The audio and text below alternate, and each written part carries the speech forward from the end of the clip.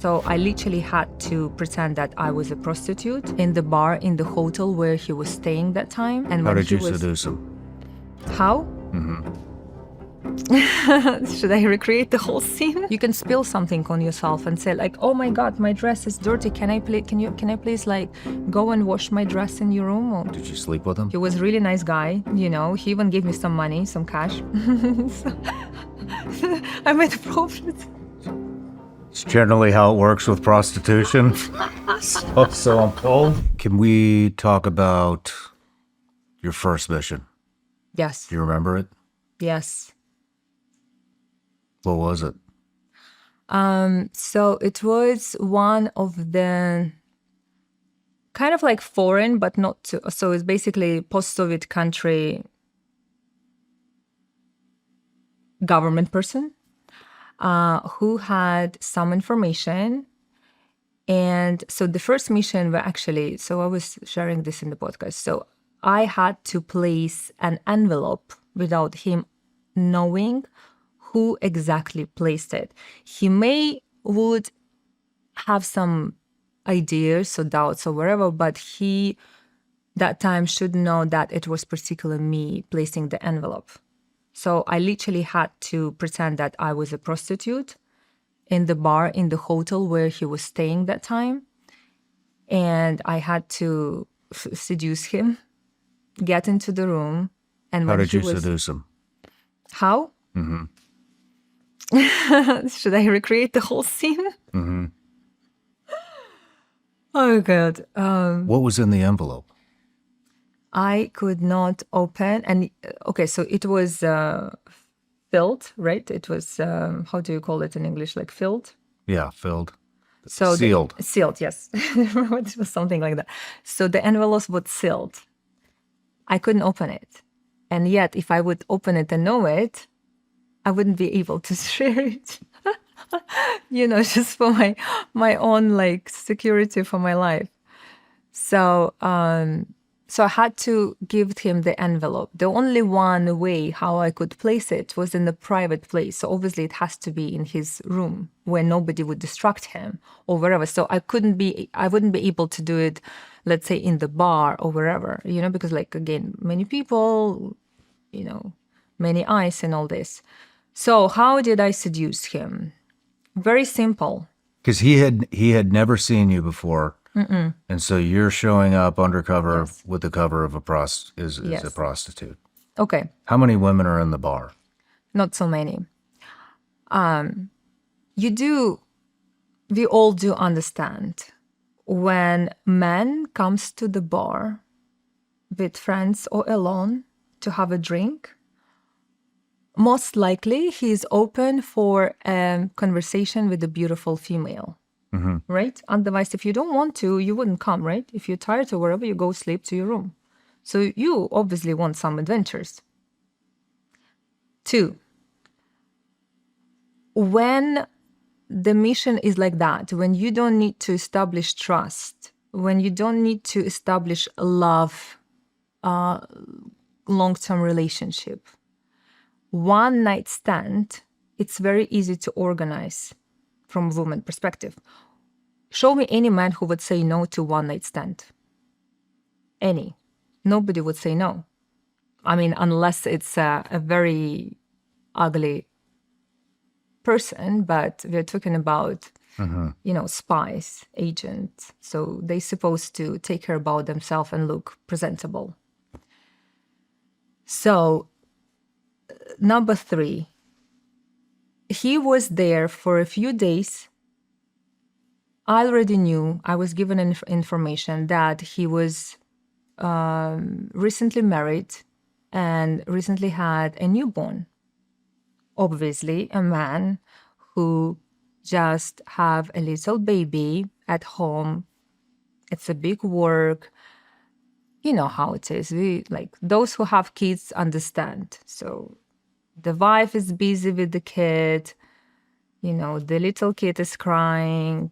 It's not the same like it was before. So for him, it was easier to just have some sort of adventures and relaxed time for himself because he's on the business meeting. But at the same time, why not to have like some romantic emotions just for one night? Who would know? No one, right? So that's why it's an easy target. What about the other women at the bar? That How time do they you were know not. that you're going to be the one that walks out of that bar with So them? yeah, so first of all, there were not so many. I think like well, as much as I remember, there were like a couple of women. Second, I was the most beautiful. First of all, I was that time I was already skilled. Second, obviously that time I was the youngest one. And third, I was wearing the most revealing clothes I could possibly wear. So how did you approach him?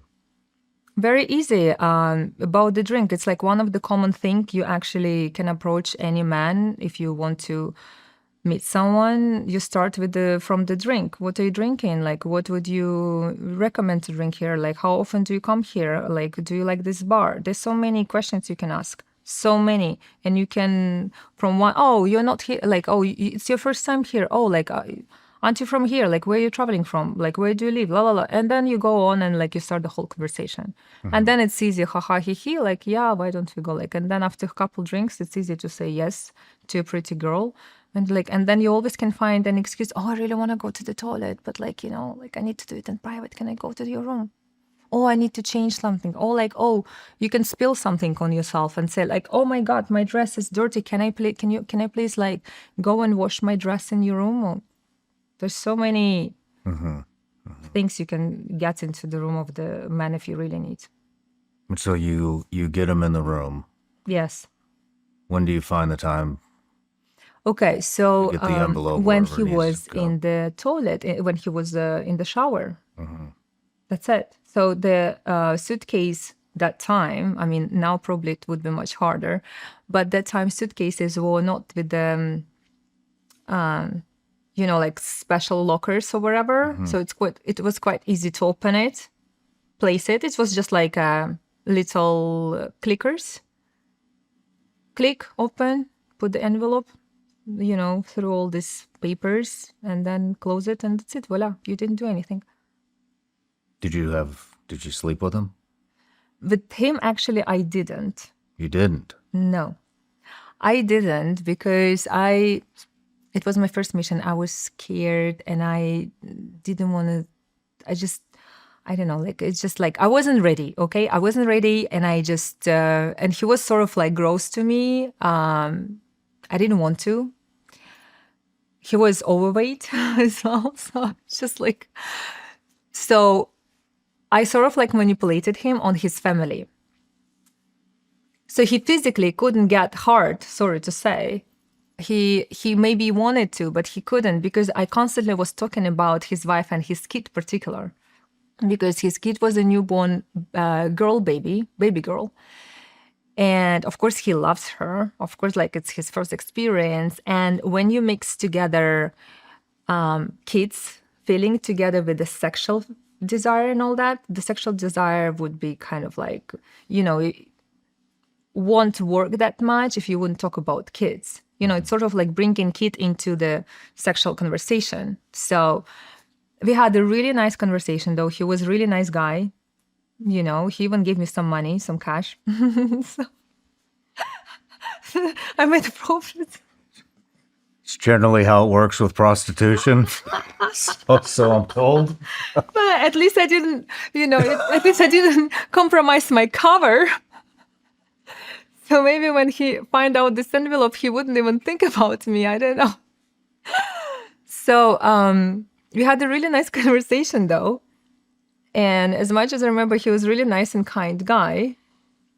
And we were constantly talking about his family. And then in the end, he said, actually, we didn't have a lot of time, which was good. We only had like about maybe like 40 minutes or an hour because he had to like wake up for like meeting or whatever early.